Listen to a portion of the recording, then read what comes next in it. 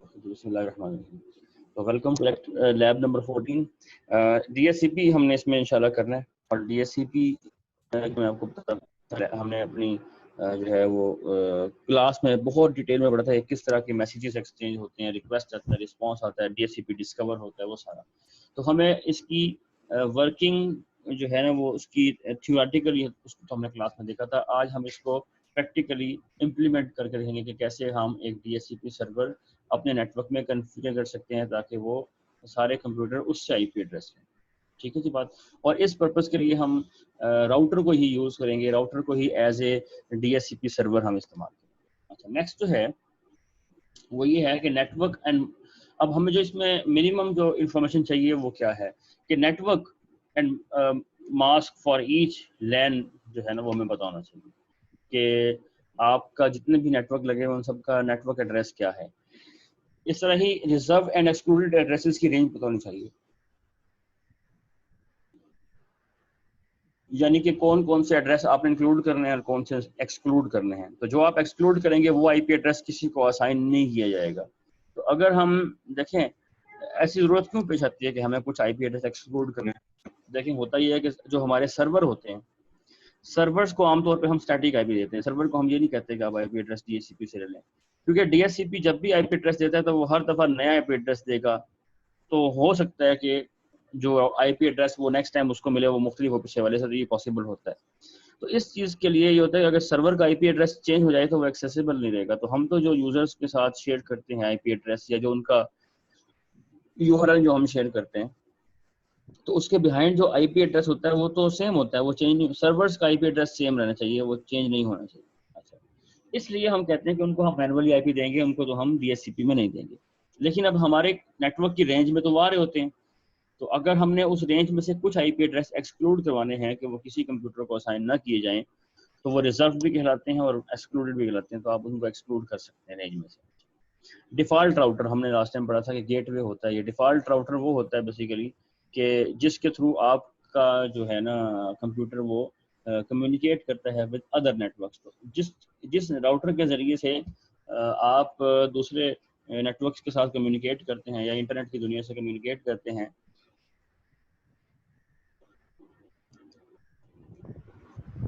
वो राउटर आपका default router या डिफ़ॉल्ट गेटवे कहलाता है।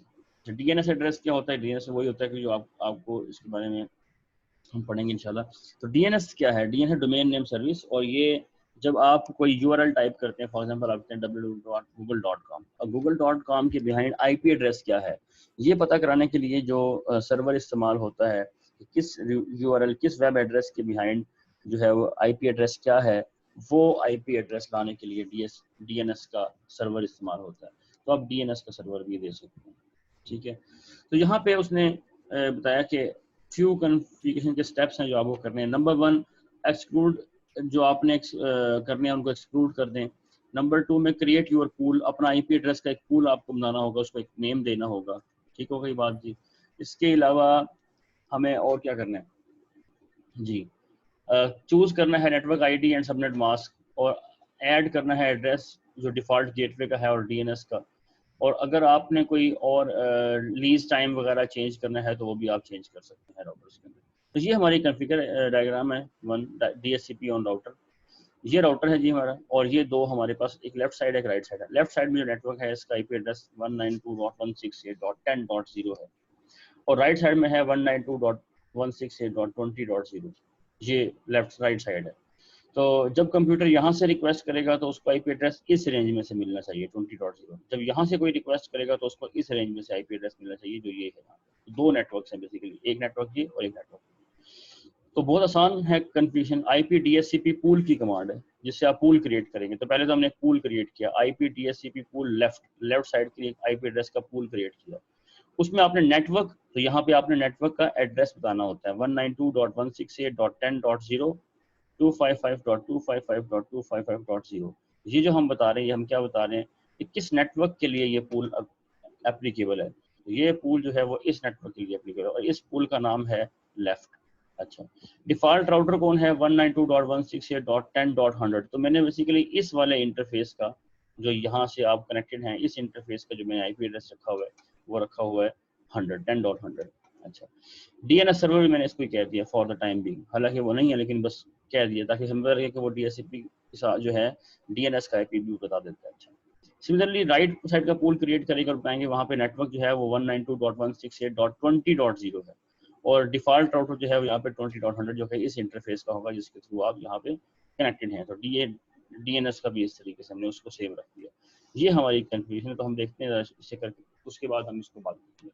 तो मैं अब आपको ज़रा लेके चलता हूँ, मैंने कुछ इसके लिए आपके लिए शायद डायग्राम्स मैंने बनाई थी जी। लैब नंबर 14, हाँ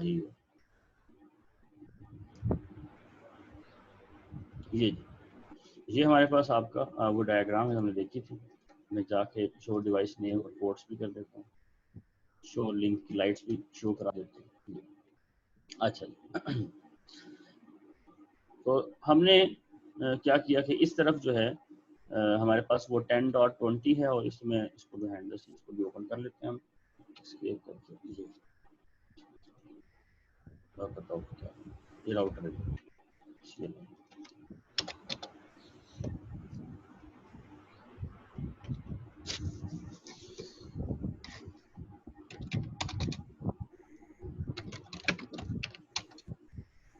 अभी देखिए इसमें पूल बने हुए हैं, मैं पहले ये पूल ख़त्म करता हूँ ताकि हमारे पास एक मैंने कई पहले की थी कन्फ्यूजन वो ख़त्म करते हैं। तो कॉन्फ़िग टी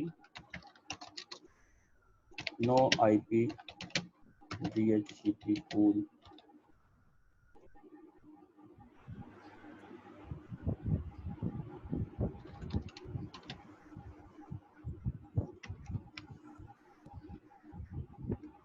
लेफ्ट और no IP DHCP pool left right दोनों खत्म करते हैं। डू शो ये मैंने वो जी सही हो गया। तो हमारी वो पूल्स मैंने ख़त्म कर दिए। मैं दोबारा सब करने वाला हूँ, कैसे करना है।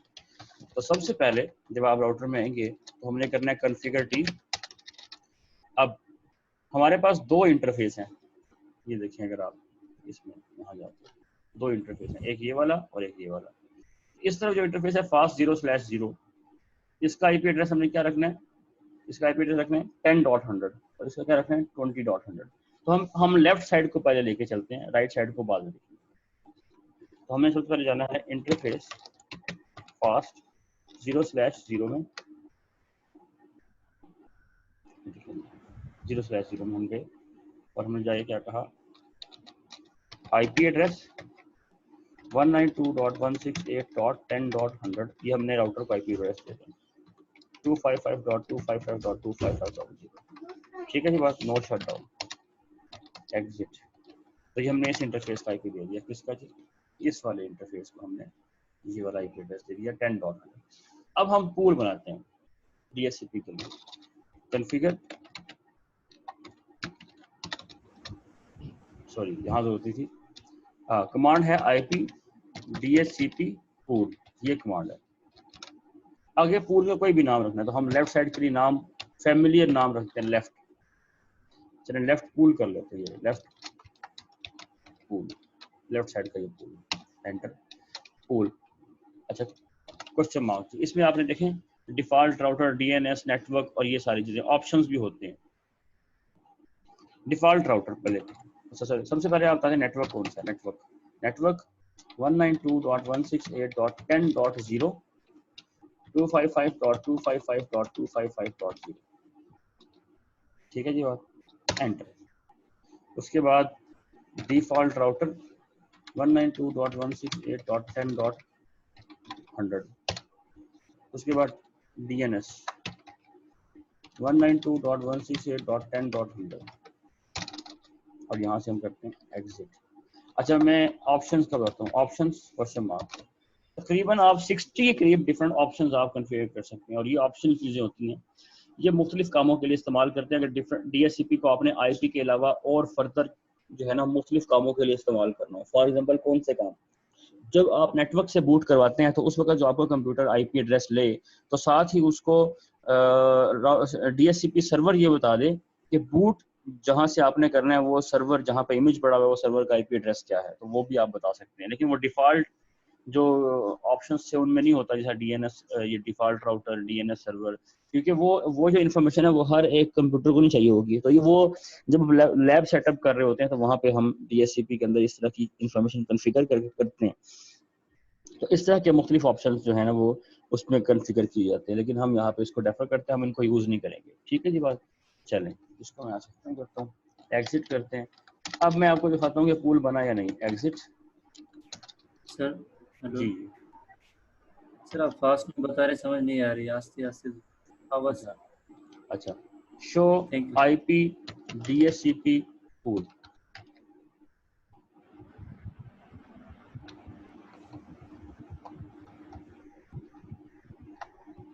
शो आईपी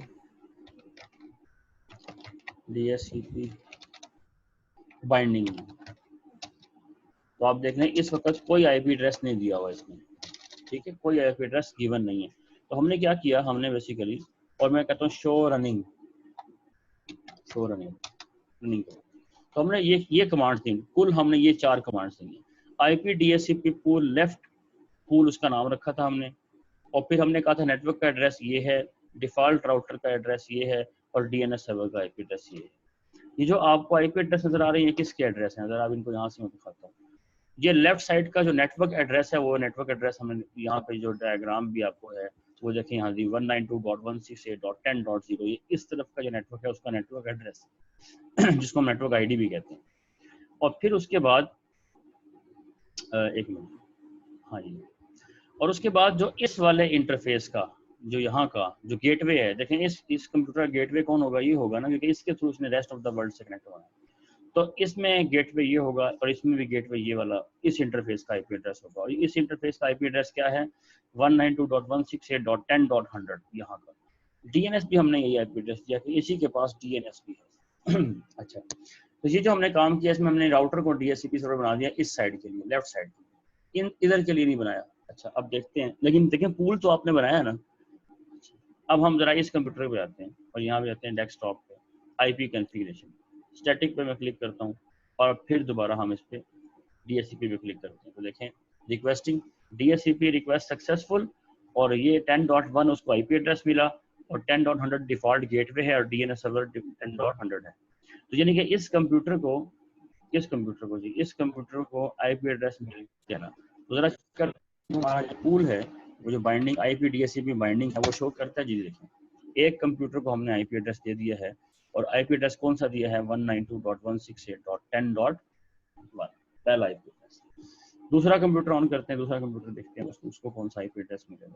इस वाले इस पे भी जाते हैं, आईपी स्टैटिक ये रिक्वेस्टिंग आईपी एड्रेस, और रिक्वेस्ट मिल गया 10.2 उसको मिल गया।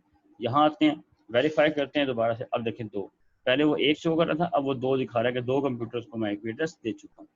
तो इस तरीके से हमारा डीएससीपी सर्वर बिल्कुल ठीक काम कर रहा है और वो आईपी एड्रेस हमारे कंप्यूटर्स को दे रहा है। अच्छा, अब इसके बाद नेक्स्ट क्या है, ये तो हमने बात कर ली कि क्या इस कंप्यूटर को आईपी एड्रेस मिलेगा। देखते हैं जी, आईपी में गए, इसको स्टैटिक को लाए, डीएससीपी रिक्वेस्टिंग, रिक्वेस्ट कर रहे हैं सर इसको नहीं मिलेगा। हाँ इसको नहीं मिलेगा, रिक्वेस्ट कर रहा है वो, डीएससीपी रिक्वेस्ट फेल्ड। अच्छा देखिए इसका मतलब ये हुआ, क्या हमने उसको बताया था कि ये लेफ्ट साइड पे राइट साइड पे हमने कहीं पे जो कॉन्फ़िगरेशन है डीएससीपी की, इसमें कहीं भी इंटरफेस का जिक्र नहीं है। अगर आप देखें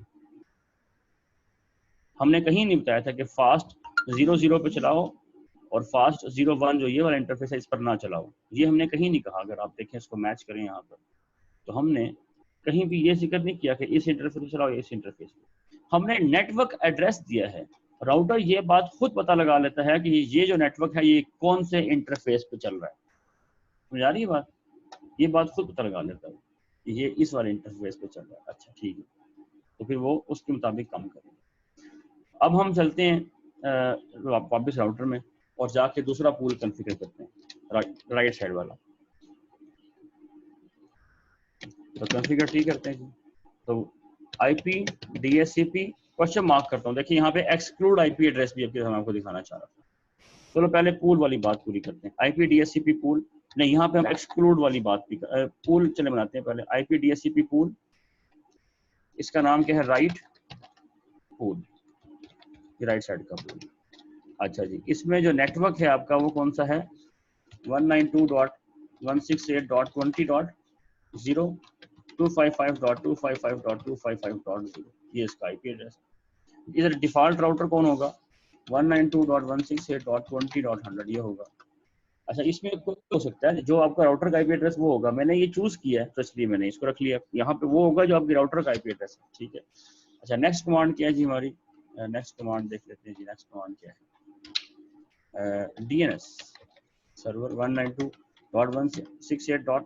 अच्छा, डीएनएस सर्वर वाली कमांड में नहीं देता, चलें अब की दफा जो इस साइड पे डीएनएस सर्वर का आईपी एड्रेस नहीं मिलेगा, एग्जिट।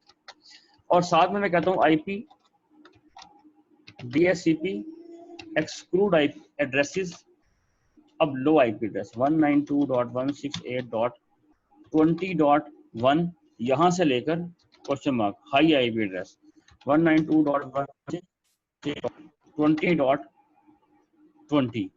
तो पहले 20 आईपी एड्रेस मैंने रिजर्व करवा लिए, वो मैं किसी को नहीं, ऑटोमेटिकली किसी को मैं नहीं दूंगा।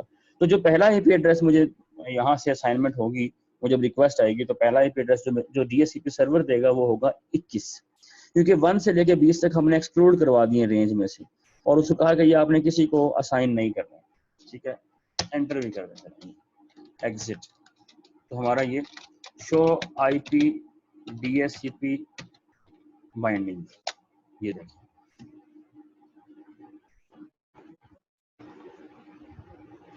अच्छा ठीक हो। मैं अब हम यहाँ चलते हैं वापस कंप्यूटर में, PC3 में, आईपी यहाँ पर गए, हम इधर आए और डीएचसीपी की रिक्वेस्ट की। अब देखें पहला आईपी एड्रेस कौन सा मिला, 21, और डीएनएस का आईपी सर्वर का आईपी एड्रेस नहीं दिया उसने, क्योंकि हमने कॉन्फ़िगर ही नहीं किया। जो चीज़ हम वहाँ सर्वर में बताएंगे तो वो देखें, हमने अब सर्वर का ये फायदा होता है कि आप एक बार सर्वर में कम्युनिकेशन करते हैं, वो सर्वर फिर तमाम क्लाइंट्स को ऑटोमेटिकली सारी इन्फॉर्मेशन खुद ब खुद देता रहेगा। लेकिन अगर आप कोई इन्फॉर्मेशन वहाँ पे नहीं बताते तो फिर वो किसी भी क्लाइंट को नहीं मिलेगी, और वो हमें हर क्लाइंट को खुद बतानी पड़ेगी। इसलिए बेस्ट तरीका ये होता है कि आप अपने सर्वर में डीएचसीपी हो या कोई भी हो, सारी इन्फॉर्मेशन वहाँ कॉन्फ़िगर करें ताकि आपको क्लाइंट्स को मैक्सिमम इन्फॉर्मेशन आपके सर्वर की तरफ से मिले। तो जब क्लाइंट रिक्वेस्ट करेगा तो उसको हर चीज़ मिल जानी चाहिए। तो इसलिए मैं यहाँ पर जाके अब डीएनएस का आईपी एड्रेस भी दे देता हूँ। तो configure T IP DHCP pool, और पूल का नाम क्या है हमारा, राइट पूल, राइट पूल। इसमें हमने डीएनएस सर्वर 192.168.20.100 ये कॉन्फ़िगर करना है, और इसको हम एग्जिट करके बाहर आते हैं। अब हम दोबारा जाते हैं अपने कंप्यूटर में और कहते हैं कि आप फिर से आईपी एड्रेस जरा दें। तो स्टैटिक किया, फिर इसको डीएचसीपी क्या रिक्वेस्ट कर रहा है, अब उसको देखें डीएनएस का आईपी एड्रेस मिल गया। तो यहाँ पे हम कहते हैं आईपी डीएचसीपी बाइंडिंग। तो आईपी डीएचसीपी बाइंडिंग की तो पहला आईपी एड्रेस 21 उसने उसको दे दिया। सिमिलरली जो हमारा ये वाला कंप्यूटर है, ये कंप्यूटर, इसको हम देखते हैं कि क्या इसको क्या मिला हुआ। तो इसमें हमने ये किया तो इसको 22 मिलेगा। ये समझ आ रही है बात। इस तरीके से आप आईपी एड्रेसेस अपने कंप्यूटर्स को दिलवाते हैं। अब कम्युनिकेशन को चेक करने के लिए हम कहते हैं कि यहाँ से मैं पिंग करता हूँ, पिंग 192.168.20.21। उधर एक 21 वाला कंप्यूटर है ना, 21 वाला कंप्यूटर है ना उधर, ये देखिए। तो ये देखिए TTL 127 है, जो कंप्यूटर है वो TTL 128 लगा के भेजता है। तो जब अब ये जो कि डिफरेंट देखें, मेरे कंप्यूटर का आईपी एड्रेस जो है वो 10 की रेंज में से है, और जिससे वो कम्युनिकेट कर रहा है वो 20 की रेंज में से है, 20 डॉट समथिंग। तो अगर ऐसा होगा कि 20 डॉट समथिंग होगा, जैसा यहाँ पे है कि 20 डॉट समथिंग है, तो फिर इस सूरत में हमेशा ये कम्युनिकेशन राउटर के थ्रू होके जा रही है। जब राउटर के थ्रू हो जाएगी, राउटर एक TTL कम कर देगा। और देखें ये एक डिफरेंट नेटवर्क है और ये एक डिफरेंट नेटवर्क है, तो इधर से इधर कम्युनिकेशन करने के लिए राउटर से होके जाना जरूरी होगा। तो इसलिए यहाँ पे जो वो डिफॉल्ट गेटवे वाला आईपी एड्रेस है ना, वो इस्तेमाल हो रहा है। समझ आ रही है बात। अगर मैं डिफॉल्ट गेटवे ना बताऊँ ना इस वाले कंप्यूटर को, तो ये कभी भी उधर कम्युनिकेट नहीं कर पाएगा। मैं आपको इसकी एग्जांपल दे दूँगा। तो मैं कहता हूँ configure T IP DHCP pool left pool, ठीक होगी बात। नो डिफॉल्ट राउटर क्या दिया था हमने 192.168.10.100, इसको मैं कहता हूँ नो, ठीक है जी बात, ये कहता हूँ नो, इस कमांड को हम नो कर देते हैं। नो का मतलब ये कमांड में खत्म कर रहा हूँ, डिफॉल्ट राउटर नहीं बता रहा। एग्जिट शो रनिंग चेक करने के लिए क्या है, तो देखें अगर आप यहाँ देखें IP DHCP पूल जो है लेफ्ट वाले के अंदर से हमने वो निकाल दिया, यहाँ डिफॉल्ट राउटर नहीं बताएगा, वो DNS और तो बता रहा है लेकिन डिफॉल्ट राउटर नहीं बता रहा। राइट वाले से हमने रखा हुआ है, तो राइट वाले को पता है कि मेरा कौन है, क्या चीज़ जी मेरे पास क्या है, राइट वाले को पता है कि, ठीक है जी बात, राइट वाले कंप्यूटर को पता है, वो उसको राउटर को डिफॉल्ट राउटर का IP एड्रेस बताएगा, DNS का भी बताएगा, डिफॉल्ट राउटर का भी बताएगा, जो राइट पूल से रिक्वेस्ट आएंगी। जो लेफ्ट पूल से आएंगी उसमें से वो उसको IP एड्रेस तो देगा और DNS का बताएगा, राउटर का नहीं बताएगा। जब राउटर का नहीं बताया तो इससे क्या नुकसान होगा, उससे नुकसान ये होगा कि अब जब आप क्रॉस नेटवर्क में कम्युनिकेशन करेंगे, चले पहले IP एड्रेस इसका फ्रेश करवाते हैं। IP एड्रेस यहाँ पे क्लिक करें, स्टैटिक में जाएं, फिर रिक्वेस्ट करें, रिक्वेस्ट करी सक्सेसफुल। अब देखें डिफॉल्ट गेटवे 0000 हो गया, मतलब आपने नहीं बताया ना उसको। अच्छा, अब हम करते हैं पिंग, यही वाली कमांड पिंग 20 डॉट, अच्छा हाँ, इसमें आर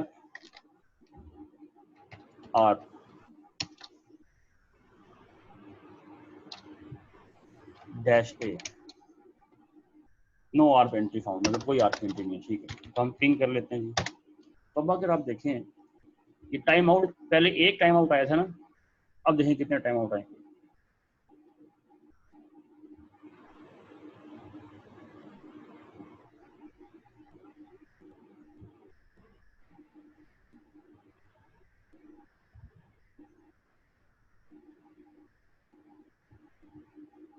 देखिए, तो हमने इसमें क्या, किस चीज का गड़बड़ क्या है, तो गड़बड़ बहुत क्लियरली नजर आ रही है कि इस वाले कंप्यूटर को अपने डिफॉल्ट राउटर का नहीं पता, यानी कि इसको राउटर का IP एड्रेस नहीं पता। जब इसको राउटर का IP एड्रेस नहीं पता तो ये कभी भी डिफरेंट नेटवर्क के अंदर कम्युनिकेट नहीं कर पाएगा, इधर से उधर क्रॉस नेटवर्क में कम्युनिकेट नहीं कर। अच्छा, क्या विद इन नेटवर्क कम्युनिकेट कर पाएगा?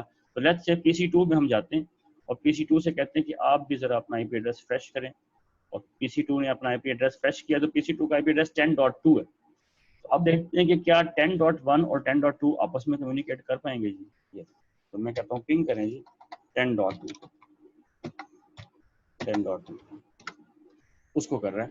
तो अब देखें विद इन नेटवर्क कम्युनिकेशन हो रही है, लेकिन क्रॉस नेटवर्क कम्युनिकेशन नहीं हो रही, और ये होनी भी नहीं चाहिए क्योंकि राउटर का IP एड्रेस नहीं पता। तो इसके लिए हमें क्या करना होगा, दोबारा से हम चलते हैं और हम जाए कहते हैं जी कि हम कॉन्फ़िगर T और वो IP DHCP पूल वाली जो कमांड थी हमारी, लेफ्ट पूल में जाते हैं, और वो जो हमने कमांड जो नो की थी, जिस कमांड को हमने नो किया था, ये वाली कमांड, इसको दोबारा से हम अप्लाई कर देते हैं। नो खत्म करके एंटर करेंगे तो अब ये अप्लाई होगी।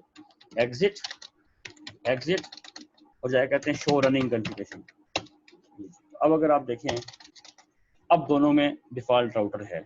अब मैं जाके इस कंप्यूटर से कहता हूँ कि आप अपना IP एड्रेस जो है इसको फ्रेश करवाएं। तो ये इसे यहाँ पे क्रॉस करते हैं, इसे कहते हैं IP एड्रेस रिन्यू करें, तो उसको अब देखें राउटर का पता चल जाएगा। अब उसको राउटर का पता है और अब जाके वो क्रॉस नेटवर्क कम्युनिकेशन कर सकता है। तो अब जाके मैं पिंग करूँ तो पहला पैकेट मिस होगा, अब पहले भी मिस नहीं हुआ क्योंकि राउटर के पास ऑलरेडी वो एंट्री पड़ी हुई है, जबरदस्त ऑलरेडी एंट्री थी उसके पास। ये समझ रहे बात को जी। तो ये हमारे पास तरीका था कि कैसे हम राउटर कन्फ्यूजन करते हैं और किस तरीके से ये सारा वर्क करता है। Very simple, very easy. अच्छा, मैं सेव नहीं करता, ठीक हो। नेक्स्ट हमारा काम क्या है उसकी तरफ चलते हैं। तो ये तो हमने इसके लिए कर लिया, बता दिया कि कैसे आप पूल कन्फिगर करते हैं। एक्सक्लूड रेंज कैसे करते हैं हमने वो भी देख लिया कि एक्सक्लूड करेंगे तो उस रेंज में से IP एड्रेस असाइनमेंट नहीं होगी। और डिफॉल्ट राउटर का IP एड्रेस क्या होता है वो भी हमने देख लिया। डिफॉल्ट राउटर कैसे कहते हैं, यहाँ से देखिए वो गेटवे की वर्किंग भी क्लियरली समझाइए। गेटवे की वर्किंग कैसे होती है, गेटवे कैसे काम करता है। अगर गेटवे का नहीं पता होगा तो क्या, हमने अभी देखा था थोड़ी देर पहले कि ये नेटवर्क में हमने DHCP राउटर को बनाया था। अब हम बात करें कि हमारे पास एक जो इन्वायरमेंट है थोड़ा सा डिफरेंट है, और इस इन्वायरमेंट के अंदर हमारे पास ये डिफरेंट लैंस हैं, वी लैंस, वर्चुअल लैन। तो ये जितने भी आपको सर्कल नजर आ रहे हैं अलग अलग वी लैंस हैं, और राउटर जो है वो इंटर वी लैन के लिए इस्तेमाल हो रहा है, और ये स्विच के थ्रू कनेक्ट हो रहे हैं सब आपस में। ठीक है, इसके बारे में इसकी जो कॉन्फ़िगरेशंस हैं वो तो बिल्कुल वैसी हैं जैसे हमने ऊपर की हैं वैसी होंगी। तो डीएचसीपी की कॉन्फ़िगरेशन तो वैसी ही है, बिल्कुल सेम। सिर्फ ये हुआ कि आपको जो वी लैन की कॉन्फ़िगरेशन करनी है वो वी लैन के बारे में आपको बस ये जो राउटर है गीगाबिट 0/0 जो है ये, इसके अंदर वो आपको सब इंटरफेसेस बनाने होंगे, और उसके बाद आपका ये काम। तो डीएचसीपी के अंदर आप जो है अगर सब इंटरफेस बना, सॉरी डीएचसीपी नहीं, सॉरी, आप इस तरह इंटर वी लैन के लिए बनाते थे, तो जब आप यहाँ पे पोल बनाएंगे और आप वो नेटवर्क एड्रेस बताएंगे तो वो ऑटोमेटिकली जो आपने सब इंटरफेस बनाए हुए हैं हर वी लैन के लिए, जिस तरह आप इंटर वी लैन के लिए बनाते हैं, वो ऑटोमेटिकली उन सब इंटरफेसेस के ऊपर चल जाएगा और हर वी लैन के लिए वो आईपी एड्रेसिंग देगा। इस चीज़ को हम थोड़ा सा कर लेते हैं और फिर आपको बस टास्क बताता हूँ और ये काम खत्म है। तो हमने जस्ट ये करके देखना है। टोपोलॉजी इसके लिए मैंने बना के रखी हुई है आपके लिए पहले से।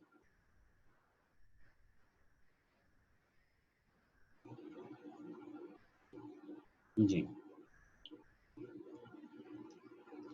ये हमारे पास आगे जी,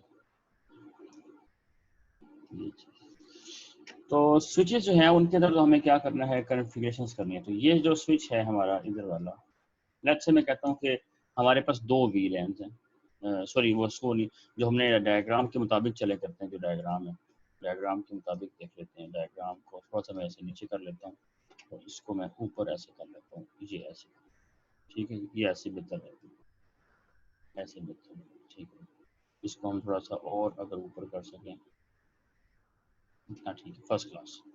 तो स्विच 1 जो है उसका जो ये फास्ट 01 इंटरफेस है वो इस VLAN 10 में है, ये VLAN 20, इनका नाम भी हम ये रखते हैं 10, 20, 30, 40, ठीक है जी बात, ये हम रखते हैं। तो अगर आप देखें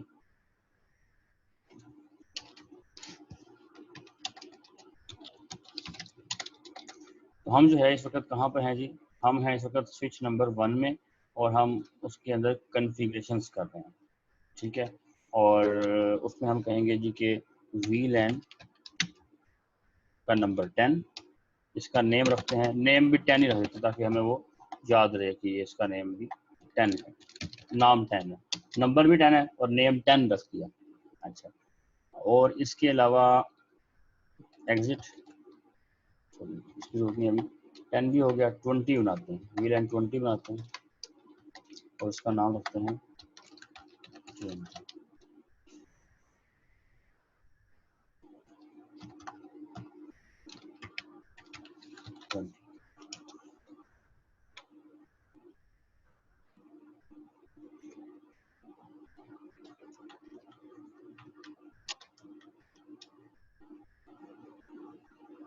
ओके, VLAN 20, नेम 20 असल में, नेम,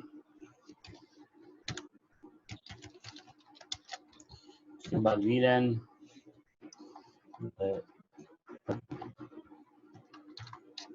और नेम,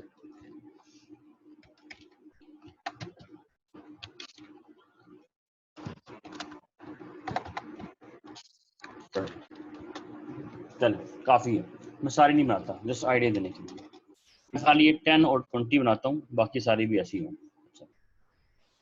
10, 20 हो गया, गुड, एग्जिट।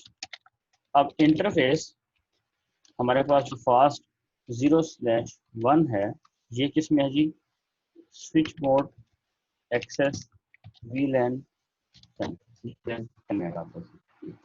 ये VLAN 10 है, तो ये switch port access VLAN 10 fast 01। जो इंटरफेस है फास्ट 03 ये किस में है, ये है आपके पास किसमें है जी, ये है VLAN 20 में। तो आप कहेंगे स्विच मोड एक्सेस VLAN 20, ये दो मैंने कॉन्फ़िगर कर दिया। अच्छा, डू शो VLAN, तो देखें मैंने इसमें 30, 40 भी की हुई है, लेकिन अगर आप देखें इंटरफेसिस जो हैं इस वक्त सिर्फ मैंने 1 और 2 एक्टिव वो डाले हैं इसके अंदर, 10 और 20, सही है जी बात, बाकी नहीं डाले। मैंने ये पहले से काम कुछ किया होता है, इसमें जो रखा हुआ है मैं बता रहा हूँ कि मैंने ये कैसे कॉन्फ़िगर किया था। वो स्विच 1 की कंप्लीट यहाँ पर भी ये 30 और 40 मैंने बनाई, ठीक है जी बात, जिस तरह 10 और 20 ऐसी 30 40 बनाई, और हर स्विच के अंदर 10 20 30 40 जो है ना वो चारों मौजूद हैं। ये चारों इसके अंदर भी मौजूद होंगे। अगर आपको मैं दिखा सकूँ, अनेबल शो वीलैन, तो देखिए शो वीलैन, तो इसके अंदर भी अगर आप देखें ये 10 20 30 40 बनी हुई है। इसके बाद इनका जो नाम है बनी हुई।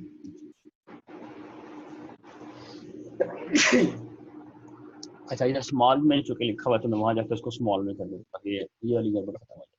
अच्छा, और इसके अलावा ट्रंक बनाया है, तो बताओ शो इंटरफेस ट्रंक। ये देखिए जी, पोर्ट 1 2 3 जो है वो ट्रंक है, 1 2 3 ट्रंक है, ठीक है जी बात। किस किस स्विच की बात हो रही है ये इस वाले स्विच की बात हो रही है। इस स्विच की तीनों पोर्ट ट्रंक है, क्योंकि यहाँ से यहाँ वाला लिंक भी ट्रंक है, ये लिंक भी ट्रंक है, और उसका राउटर के साथ लिंक है वो। यहाँ जो मैंने अभी जो नाम रखे हैं वो नाम मैं चेंज कर देता हूँ अगेन। मैं कहता हूँ VLAN 10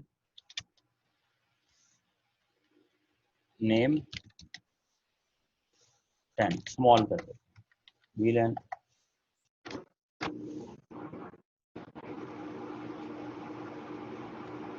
और नेम 20, नेम होता है नेम 20, VLAN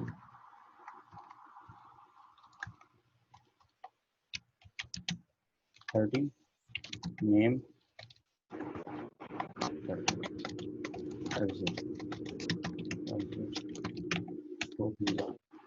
30 स्मॉल में ओके। अब हमारे पास ये इस तरह की VLAN की सब में हुई है। अच्छा, राउटर में हम क्या करते होते हैं, राउटर में हम सब इंटरफेस बनाते होते हैं, आपको दिखाते हैं। अनेबल, तो कॉन्फ़िगर डी, अच्छा एक minute, show do show running, मैं आपको यहीं से दिखाता हूँ, क्या मैं आपको वहां से दिखाऊंगा, मैं यहाँ से दिखाता हूँ जी जी। यहाँ से मैंने ये किया कि सबसे पहले यहाँ पे एक तो गीगाबिट 0/0 है, उसको मैंने एक IP एड्रेस दिया, और उसमें हमने उसको अनेबल कर दिया नो शट डाउन करके। तो गीगाबिट इथरनेट 0/0 यानी कि जो ये वाला इंटरफेस है 0/0, इसको मैंने राउटर के इस वाले इंटरफेस को मैंने ये वाला IP एड्रेस दिया। ये कोई भी हो सकता है, इनके अलावा जो है किसी रेंज में से भी आप IP एड्रेस दे सकते हैं। अच्छा, फिर मैंने क्या किया, फिर मैंने ये किया कि इंटरफेस गीगाबिट 0/10, तो 10 वाले VLAN के लिए .10 बनाया। ये होते हैं सब इंटरफेस, ठीक है ये बात। फिर उसके बाद मैंने सब इंटरफेस 0.2 बनाया, ये 0.30 0.40 बनाया, वो चारों VLANs के लिए, और IP एड्रेस भी उसी रेंज में से दिया। तो जो जो ये था बेसिकली, और वो इनकैप्सुलेशन .1Q, और ये VLAN का नंबर 10 है, यहाँ 20 यहाँ 30 यहाँ 40 है। IP एड्रेस वो है 192.168.10.100, ये VLAN 10 के लिए, 20.100 VLAN 20 के लिए, 30.100 जो है वो VLAN 30 के लिए, और 40.100 जो है VLAN 40 के लिए, ये इसमें है। तो इस तरीके से यहाँ पे मैंने क्या किया, सब इंटरफेसेस बनाए, उसके अंदर इनकैप्सुलेशन को भी सेट किया, वहाँ पे VLAN का बताया, और यहाँ पर आके मैंने एक मेन इंटरफेस में भी IP एड्रेस दिया। तो ये बेसिकली यहाँ पे राउटर की ये वाली कन्फिगरेशन। अब देखते हैं इसमें DHCP की जो कन्फिगरेशन थी वो कैसी थी। वो तो सेम है, आप बनाएंगे IP DHCP पूल, VLAN 10 के लिए मैंने था, उसका नाम मैंने 10 ही रख दिया, तो IP DHCP pool 10। Network address क्या है 192.168.10.0, तो वो देख लेगा कि 10.0 जो है वो कहाँ चल रहा है। 10.0 जो है वो इस इंटरफेस पे है, तो इस इंटरफेस के ऊपर DHCP का पोर्ट अनेबल हो जाएगा। यानी जो VLAN 10 आपने ये बनाई हुई है इस इंटरफेस के लिए, सॉरी इस वाली VLAN के लिए, आपको ये IP एड्रेस अब यहाँ से मिलना शुरू हो जाएगा। समझ आ रही है बात, ये सर्वर है DHCP। 20 डॉट के लिए हमने VLAN 20 का वहाँ पे एक पूल बनाया होगा, उसमें से मिलेगा 30 का, उसमें से, और 40 का। इस तरीके से आप ये देख सकते हैं, इन सबको हमने इनके पूल बनाए हुए हैं सबके, 10 का अलग, 20 का, 30 का, 40 का अलग। अंदर की जो कन्फ्यूजन है वो सब की सेम है, सिर्फ IP एड्रेसेस मुख्तलिफ है। तो ये कन्फ्यूजन मैंने टोटल की है। अब देखते हैं कि IP एड्रेस सही मिल रहे हैं, तो हम देखते हैं जी PC20 को देखते हैं, क्योंकि ये VLAN 10 में है तो इसको 10 का IP मिलना चाहिए। तो यहाँ जाते हैं जी, और यहाँ पे स्टैटिक करते हैं इसको, यहाँ जाकर एक बार सक्सेसफुल, और उसको 10.1 यानी कि 10 की रेंज में से IP एड्रेस मिला, बिल्कुल ठीक है। तो PC1 को चेक करते हैं। आईपी कॉन्फ़िगरेशन स्टैटिक है, इसको यहाँ पे गए, रिक्वेस्ट कर रहे हैं, इसको 20 की रेंज में से मिला। 20 की रेंज में से क्यों मिला? इसलिए मिला कि ये यहाँ से रिक्वेस्ट हुई है और क्या डायग्राम में ये जो जाएगा ये 20 की रेंज में से मिलना चाहिए। ठीक हो गई बात? अच्छा जी, अब PC2 को देख लेते हैं, इसकी भी मैंने की है, तो ये DHCP यहाँ पे करें तो ये 30 की रेंज में से। ऐसे ही अगर आप PC3 इसमें जाएंगे, ये इसको भी आप DHCP कर ले तो ये 40 की रेंज में से आईपी एड्रेस। तो हमने जो 4 वहाँ पूल कॉन्फ़िगर किया, तो जिस जिस VLAN से रिक्वेस्ट आ रही है, यानी कि जिस VLAN से रिक्वेस्ट आती है उस VLAN का वो उसी रेंज में से आईपी एड्रेस देता है। तो DHCP फॉर VLAN जो है वो हमने देखा यहाँ पे कैसे काम करता है। तो इसका फायदा हमें ये होगा कि अब अगर आप देखें PC0 जो है VLAN 10 में है और PC जो है ये 3 जो है VLAN 40 में है। समझ में आ रही है बात? मैं पिंग करता हूँ यहाँ से, मैं कहता हूँ पिंग 192.168.40.1, तो ये 40 की VLAN का पिंग कर रहा है। तो ये राउटर के पास आएगा, एक पैकेट पहला मिस होगा, रिक्वेस्ट टाइम आउट होगी और उसके बाद जवाब आना शुरू हो जाएगा। ये देखिए जवाब आना शुरू हो गया। ठीक है जी बात, ये देखिए जवाब आना शुरू, पहला पैकेट मिस हुआ उसके बाद ये आपस में इंटर VLAN आपस में सही कम्युनिकेशन कर पा रहे हैं। ये वाला काम भी हमारा कंप्लीट हो गया। मैं इसको भी यहाँ से क्लोज करता हूँ। चलिए अच्छा, अब इधर आ जाते हैं जो टास्क है। टास्क ये है कि आप ये टोपोलॉजी बनाएंगे। नंबर 1 कॉन्फ़िगर करेंगे VLAN जिस तरह मैंने की थी, आप इस तरह करेंगे। ये 10, 20, 30 और 40 यहाँ पे बनी हुई है। ये 10 है, ये 20 है। अच्छा सॉरी, डायग्राम में चेंज करके सही करके आपको दोबारा लगा के देता हूँ, डायग्राम ठीक नहीं है। वेल ये टोपोलॉजी ठीक है, ये टोपोलॉजी बनाएंगे। ये VLANs यहाँ लिखी है, देखें 10 की 10 और 20, ये यहाँ पे जो ये यहाँ ठीक है। स्विच 1 को आप बनाएंगे, हर VLAN का रूट स्विच 1 होगा, हर VLAN। तो ये VLAN स्पैनिंग ट्री जो आपने पढ़े थे, स्पैनिंग ट्री, और हमने कहा था कि हर VLAN का अलग रूट होता है। तो आपने ये टास्क किया भी होगा कि किसी एक स्विच का रूट कैसे बनाते हैं। तो आपने हर VLAN जो 10, 20, 30, 40 बनी हुई है उन सब का रूट ये स्विच 1 होना चाहिए। अच्छा, राउटर को यूज कर इंटर VLAN के लिए जैसे मैंने अभी किया था, तो यहाँ पे आप क्या करेंगे, सब इंटरफेस बनाएंगे। फिर DHCP राउटर के तौर पे आप कन्फिगर करेंगे इस राउटर को फॉर ऑल VLAN। वेरीफाई करेंगे IP address in the PC जिस तरह मैंने अभी किए हैं कि आपको आईपी एड्रेस मिल रहे हैं कि नहीं मिल रहे, और फिर वेरीफाई करेंगे कम्युनिकेशन यूजिंग पिंग कमांड की, ये क्रॉस में कम्युनिकेशन आपस में कर रहे हैं या नहीं कर रहे। तो ये है जी आपका टास्क। आई होप कि आप कर लेंगे by the end next week. Next जो आपकी फ्राइडे तक का टाइम है, तो नेक्स्ट फ्राइडे को आप तक अगर वीक में देना चाहें तो किसी टाइम भी दे सकते हैं, as per the availability of the library आप ये दे सकते हैं। तो मेरी तरफ से जो है वो काम आज के लिए इतना ही था। सही है, मैं इसकी डायग्राम में जो प्रॉब्लम है वो मैं ठीक कर देता हूँ। डायग्राम में जो प्रॉब्लम है वो है जनाब, किधर गया, 14C, ये डायग्राम है। डायग्राम के जो इश्यूज हैं वो मैं ठीक कर देता हूँ आपको। अभी डायग्राम के इश्यूज नहीं है कि पहले इसकी लाइटिंग, इसकी रेंज भी ठीक हो गया, और इसके अलावा चलें। अच्छा जी, वैसे एनी क्वेश्चन जी, इसके अलावा कोई क्वेश्चन अगर आपका हो तो मुझे पूछ सकते हैं आप इन द मीन टाइम, जब मैं ये सेटिंग कर ये अभी आपकी तक भी तो कोई नहीं है सर। जी। सर राउटर कौन सा यूज कर रहे हैं आप? राउटर मैंने ये वाला 2911 ये वाला यूज किया हुआ है, 2911। 2911 ठीक है सर। 2911 ही यूज करें आप लोग भी, ठीक है। अच्छा ओके जी, सर। ये हमारे पास है, ये VLAN 40 हो गई, ये 10 है तो इसके आईपी एड्रेस को 10 कर देता हूँ। ये 20 ठीक है, ये 30 है, ये 30 हो जाएगा। ये 40 है तो ये 40 हो जाएगा, तो ये ठीक हो गया। ठीक है, ये इसका इंटरफेस तो ये सब ये है। सर राउटर की कोई सेटिंग भी करनी पड़ती है क्या हो गया? पहले? सर राउटर जब स्टार्ट करते हैं ना तो कह रहा होता है कि यस करें या नो करें, बताइए हाँ, उसमें पासवर्ड नो मांग करना, रहा है तो। आपने उसमें नो करना है, बस आप हमेशा नो कर दिया करें उसको। जी सर ठीक, ठीक है, ओके। हाँ। तो ये अब क्योंकि टोपोलॉजी सर आप, मैंने यस कर दिया था तो एरर को दे रहा था, पासवर्ड मांग रहा था। ये हमारी अब ठीक है डायग्राम, इसको मैं अभी ओके सर। कन्वर्ट कर देता हूँ। एनी क्वेश्चन, और कोई सवाल है इसके अलावा? ये सर एक क्वेश्चन है। हाँ हाँ पूछो। सर ये सीरियल इंटरफेस कॉन्फ़िगरेशन क्या है? हाँ, सीरियल इंटरफेस के ऊपर हमने बात नहीं की, इसमें बात की है। सीरियल इंटरफेस के ऊपर हमने अभी तक कोई काम नहीं किया, वो राउटर्स को आपस में जोड़ने के लिए इस्तेमाल होता है। ठीक है। सर लेकिन आपने वो प्रोजेक्ट में दिया हुआ है ना, तो इसलिए इसको मुझे समझ हाँ, नहीं आई वो इसलिए मैं मैंने आपको पूछा। बता देता हूँ। वो आपको, चले मैं यही, ये अच्छा अच्छा है कि आपने यहीं से पूछ लिया, तो मैं आपको यहीं से बता देता हूँ वो क्या होता है। कोई इतनी नॉट अ बिग डील, कोई इतनी बड़ी बात नहीं है। अच्छा, Yes. मैं बता देता हूँ। ये कंट्रोल कर ले, सेव करते हैं तो इसको डायग्राम सी के तौर पर सेव कर लेते हैं हम इसको। ये सी रिप्लेस कर दें, और 14 सी जो है वो डायग्राम जो है ये है, इसको मैं यहाँ पे कॉपी करता हूँ, कॉपी किया, और ये है हमारे पास, क्लोज करते हैं, इसको देते हैं नो, किधर गया,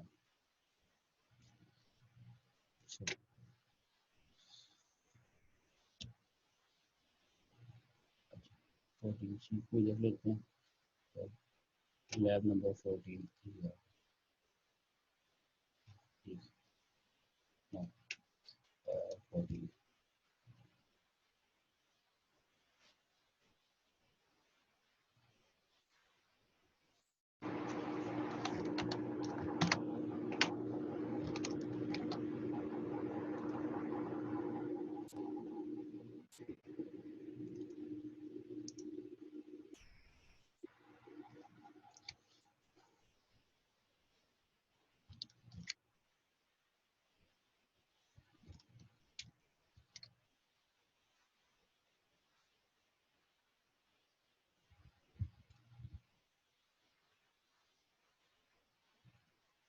चल, वो ठीक है, वायरल अब सही होगी।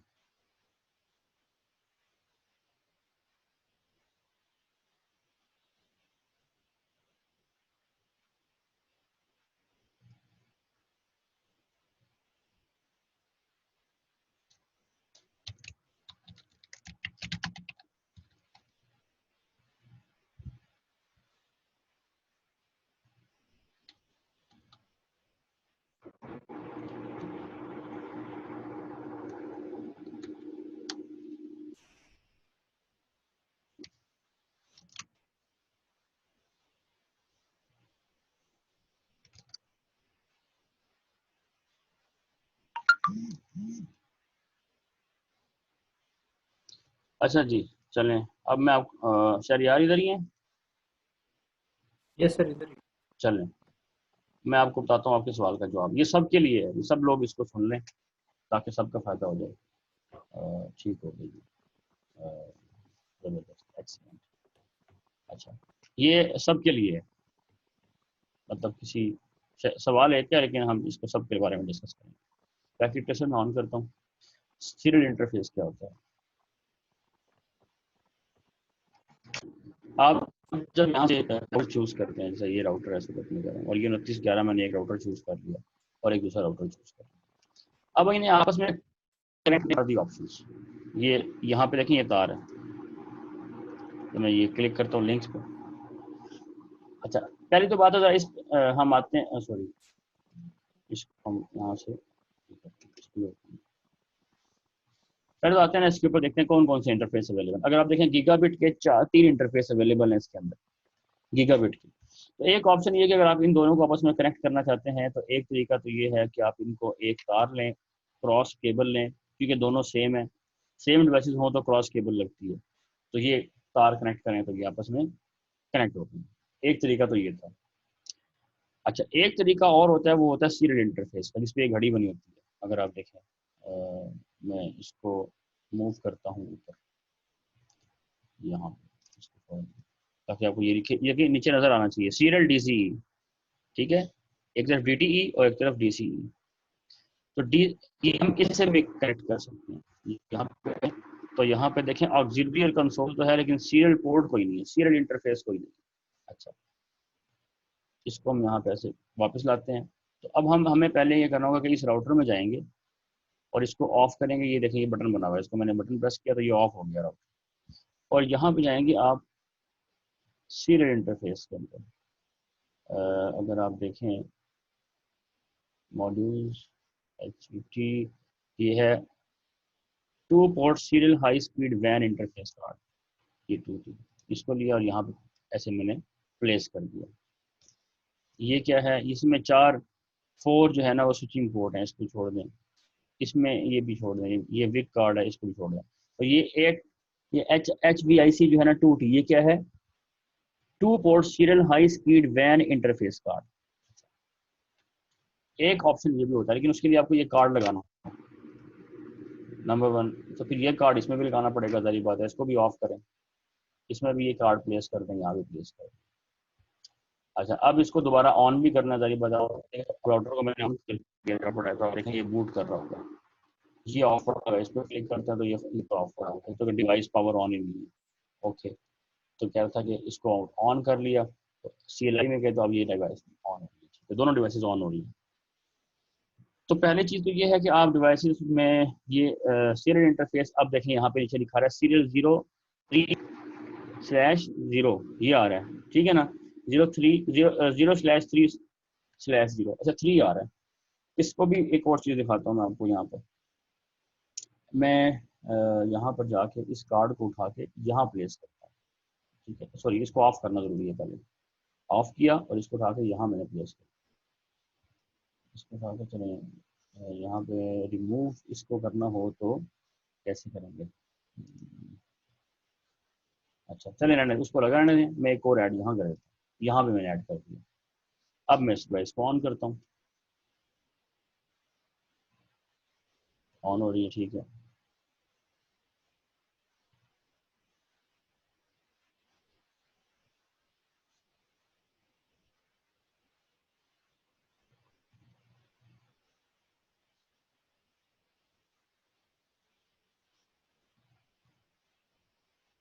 चले, ये ऐड हो गया। CLI में चलते हैं। अच्छा, CLI में ना भी जाए, अगर हम यहाँ पे क्लिक करूँ अगर मैं, तो देखिए नीचे ये क्या आ रहा है, सीरियल 0/0/0 और सीरियल 0/0/1। तो आप देख रहे हैं इससे एक चीज़ वाज़ेह हो रही है कि 0/0/0, इसमें 0/0 है, उसमें 0/3 है। इसका मतलब अगर बैक पैनल पे आप जाएं तो ये है 0/0, ये है 0/1 और ये है 0/2 और ये है 0/3। तो जो चीज़ यहाँ लगाएंगे वो 0/3 वाली पोर्ट उसमें आएंगी, ठीक है ना। तो तो ये बेसिकली जो इसके नंबर होते हैं वो ये बताते हैं कौन सा मॉड्यूल है, कहाँ लगा हुआ। तो ये मॉड्यूल आपने ऐड किया, CLI में गए, अच्छा अब मॉड्यूल आ गए हैं, सीरियल इंटरफेस यहाँ से लिया आपने, क्लिक किया तो यहाँ पे सीरियल 0/1 को 0/0 को ले लेते हैं यहाँ पे और उसको कनेक्ट करते हैं विद सीरियल 3 डॉट, इससे आप ऐसे कनेक्ट कर दें। तो एक तरीका ये भी होता है। अच्छा, इन दोनों में फ़र्क क्या है, अगर आप देखें फ़र्क क्या है, एक है गीगाबिट पोर्ट और एक है सीरियल इंटरफेस। जो आप लैन में कनेक्टिविटी करते हैं, जब आप लैन के अंदर राउटर्स जोड़ेंगे तो लैन इंटरफेसेस जो हैं वो अवेलेबल होते हैं लैन्स के अंदर, जैसे इथरनेट है, ठीक है, तो वहाँ पे फास्ट इथरनेट या गीगाबिट इथरनेट होता है, ये ऑप्शन वहाँ पे अवेलेबल होते हैं, ठीक है जी बात।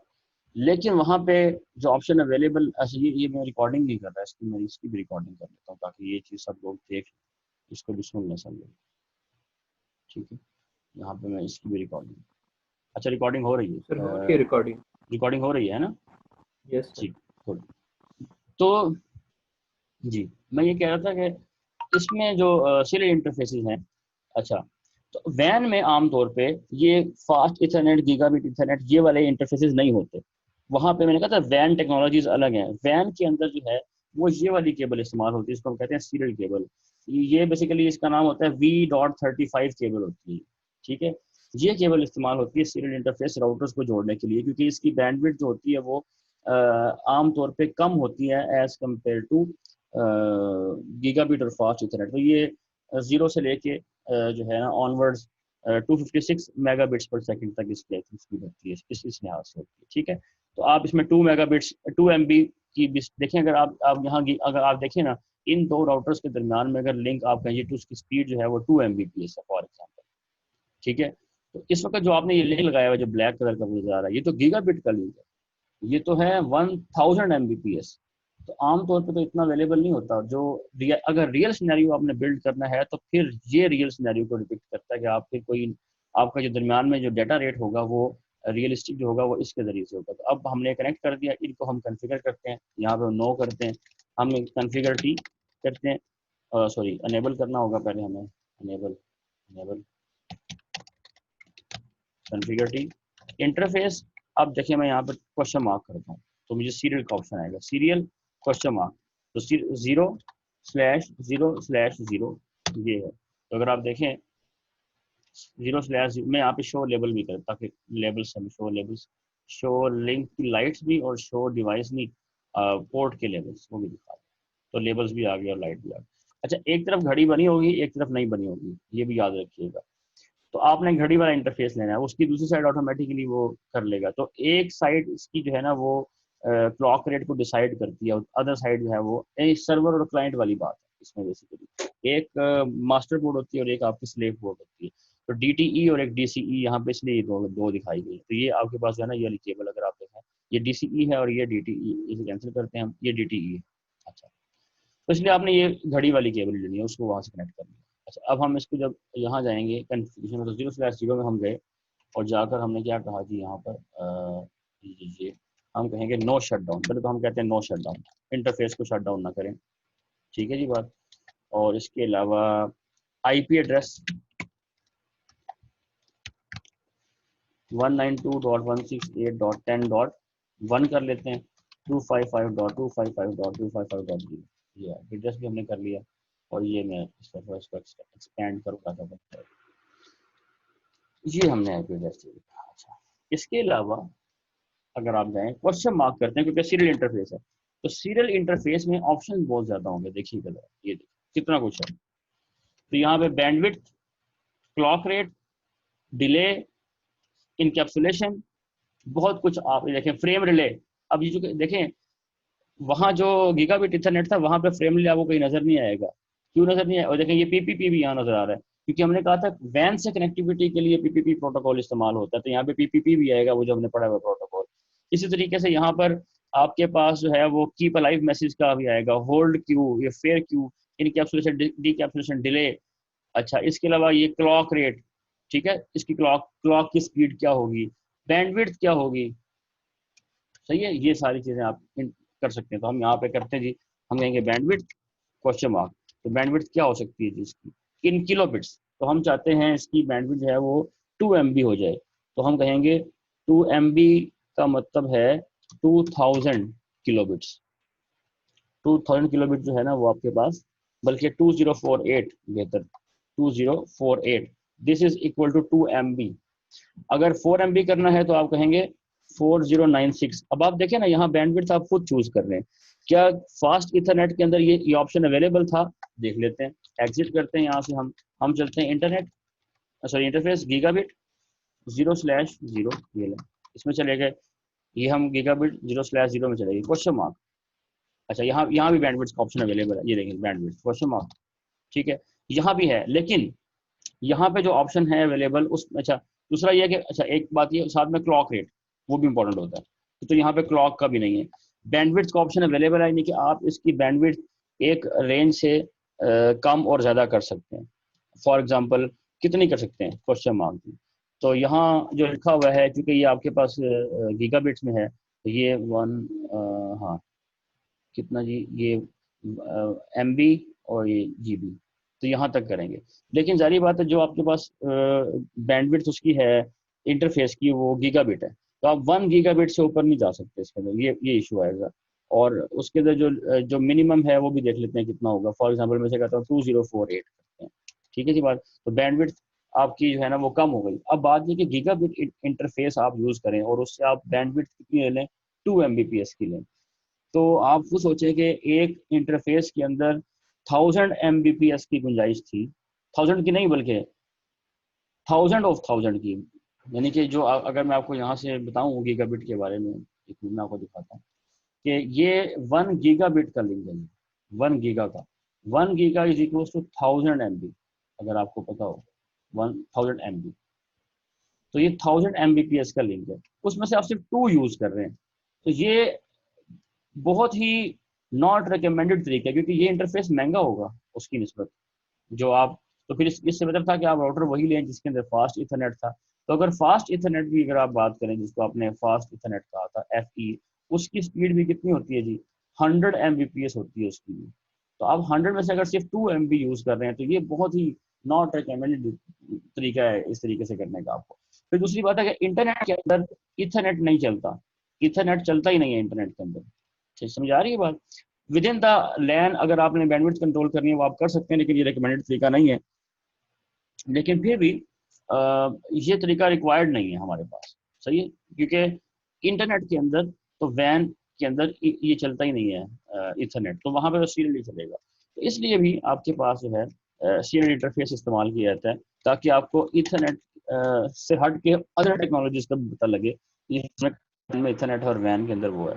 अच्छा, अगर आप देखें यहाँ फ्रेम रिले और वो चीज़ें भी नहीं होंगी। अगर आप देखें यहाँ पर, अगर आप देखें आपको फ्रेम रिले नज़र नहीं आ रहा होगा। अगर आप देखें जी फ्रेम रिले की जगह ABCDE के बाद यहाँ F होना चाहिए था, वो F में यहाँ फ्रेम रिले नहीं है। तो PPP जो है वो पावर, ये PPP जो है ये पावर ओवर इथरनेट है, ये और चीज़ है। PPPoE है पावर ओवर इथरनेट, ये अलग चीज़ है। ये PPP वो वाला प्रोटोकॉल नहीं है, पैप चैप जो हमने कहा था, पैप चैप भी यहाँ नहीं हो सकता। समझ आ रही है? तो बहुत सारे काम जो आप वैन में कर रहे होते हैं वो ऑप्शन सीरियल इंटरफेस के साथ ही अवेलेबल होते हैं, इसलिए हमें सीरियल 0/0/0 में जाना चाहिए। ये जी यहाँ पर, और यहाँ जाके हमने बैंडविड्थ को चूज किया 2048।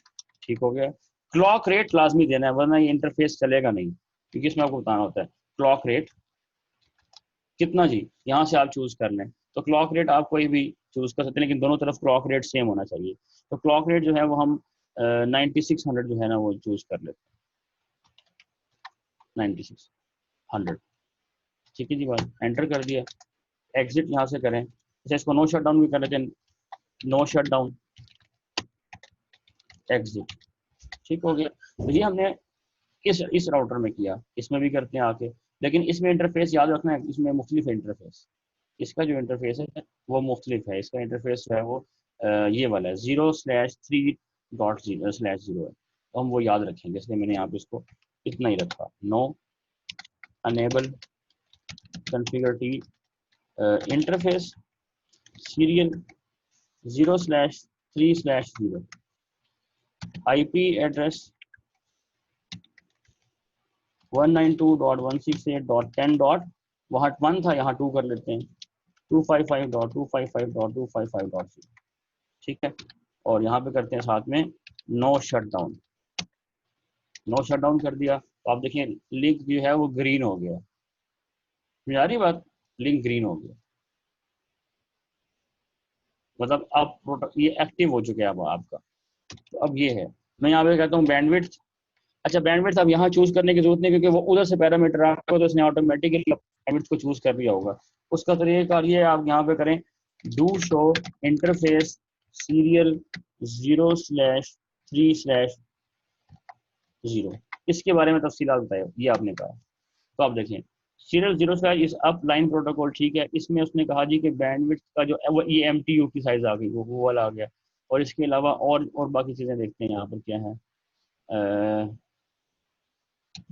बैंडविड्थ का यहाँ पे था कहीं, अच्छा बैंडविड्थ जो है इसकी वो है 1544। ठीक हो गया। और इसके अंदर और क्या था जी आपके पास, इनकैप्सुलेशन, देखें इनकैप्सुलेशन HDLC, यहाँ पे HDLC भी आपको नजर आ रहा है। तो वो जो बहुत सारी चीजें हमने पढ़ी थी वो यहाँ पे हैं, वहाँ पे नहीं होती फास्ट इंटरनेट के अंदर। अच्छा HDLC भी आ गया। इसके अलावा और मैं देख रहा था वो क्लॉक रेट जो है वो क्लॉक रेट किस तरफ है, तो क्लॉक रेट इधर नहीं है, तो सारी बात है वो उधर वाले इंटरफेस में होगा, इधर वाले में। इसको देख लेते हैं, यहाँ पे कहते हैं do show I interface serial 0/0/0। अगर यहाँ पे आकर देखें हम, तो ये इंटरनेट ये बैंडविड्थ यहाँ पे 2048 है, और डिले ये है, ये हमने यहाँ पे जो कॉन्फ़िगर किया है ये वो चुका है। ठीक है सी बात। और इसके अलावा ये रिलायबिलिटी, लोड, RxTx की सारी चीज़ें यहाँ पे मौजूद हैं। अच्छा HDLC यहाँ भी होगा, HDLC यहाँ भी है जी, इनकैप्सुलेशन HDLC। क्या इनकैप्सुलेशन को हम चेंज भी कर सकते हैं? इनकैप्सुलेशन वो भी देख लेते हैं। तो हम कहते हैं, बल्कि नहीं, हम उधर चलते हैं, किधर जी, इस वाले राउटर में चलते हैं, और यहाँ जाके बैंडविड्थ जो है उसको वापस हम सही करते हैं। बैंडविड्थ 2048 ही कर दें ताकि मैच करे। अच्छा देखें इधर बाय डिफॉल्ट होती है ये 1.5 Mbps। ये देखें ना, अगर आप ये 1540 किलो बिट्स है 1.5 M बाय डिफॉल्ट ये होती है।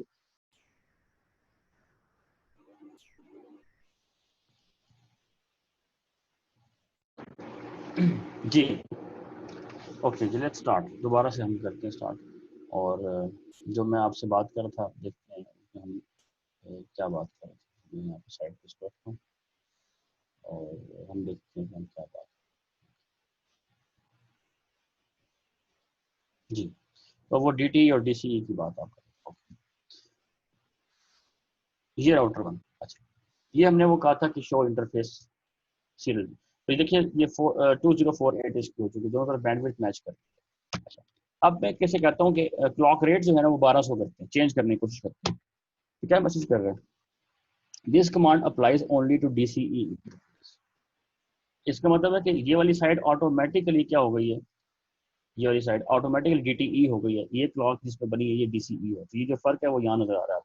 ये हमने DCE केबल ली थी, वो यहाँ से कनेक्ट किया, तो ये वाली साइड DCE कहलाती है, अदर साइड DTE। तो DCE जो केबल होती है वहाँ पे आप क्लॉक रेट सेट कर सकते हैं। तो इसलिए जब आपने यहाँ पे क्लॉक रेट सेट कर दिया तो अदर साइड को ऑटोमेटिकली DTE बना दिया। तो जो यहाँ सेट होके आया वो, तो इसका मतलब सिंक्रोनाइज्ड है। लेकिन इसमें बहुत कुछ आप यहाँ क्वेश्चन मार्क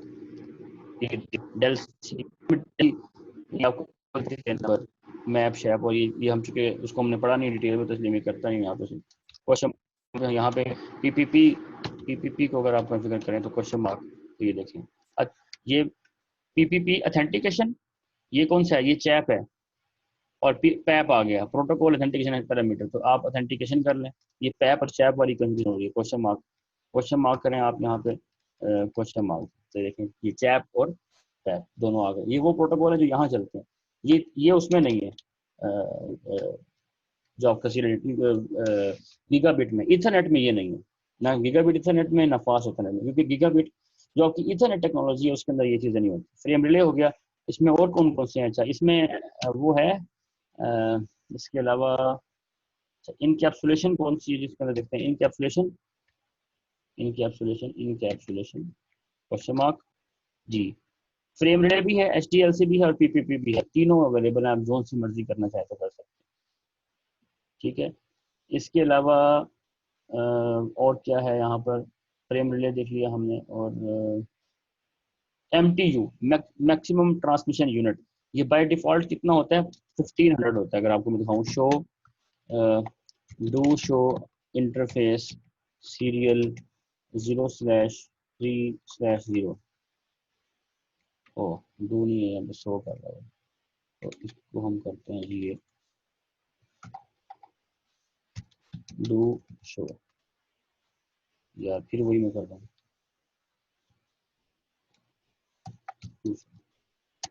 ये। तो अब आप देखें MTU 1500 बाइट्स है। अगर आप चाहते हैं कि आपका जो उसमें MTU साइज है तो वो 1500 से कम हो जाए, स्मॉल हो जाए, तो याद है ना फिर वो फ्रेगमेंटेशन होती है कि अगर आपका वो पैकेट का साइज कम हो जाए तो फिर वो पैकेट के टुकड़े करके भेजेगा, क्योंकि वो लिंक सपोर्ट नहीं करता वो उतना साइज ऑफ पैकेट। तो ये वो बेसिकली है कि आप यहाँ से वो पैकेट का साइज जो मैक्सिमम जो गुजरेगा उसको भी आप लिमिट कर सकते हैं, ठीक है ये बात। तो कहने वाला कि आपके जो ये सीरियल केबल है उससे बहुत सारे ऑप्शन आते हैं। अच्छा, अब हम देखते हैं कि क्या ये आपस में कम्युनिकेट कर रहे हैं इसके जरिए से। बाकी कम्युनिकेशन सेम होती है, आप कहेंगे पिंग 192.168.10. ये राउटर 1 है, 2 सॉरी 1 को करना है। ये सक्सेस रेट जो है वो 100% है, यानी कि सारे के सारे पहुंच गए हैं। तो पिंग भी हो रहा है, आगे कम्युनिकेशन सेम होगी। लेकिन फ़र्क कहाँ पे है जी, सिंपल फ़र्क ये है कि आपके पास यहाँ पे ऑप्शन, तो आपको जब इसको जब आप इंटरफेस को जब आप कॉन्फ़िगर करते हैं तो आपको दो चीज़ें लाजमी देनी होती है, बैंडविड्थ और क्लॉक रेट। ये बाकी इथरनेट के अंदर आप यूज़ नहीं करते ना, चाहे फास्ट इथरनेट हो या गीगाबिट इथरनेट हो, वहाँ पे आप बैंडविड्थ और क्लॉक रेट जानने की ज़रूरत नहीं होती। आई होप कि आपको समझ आ गई होगी।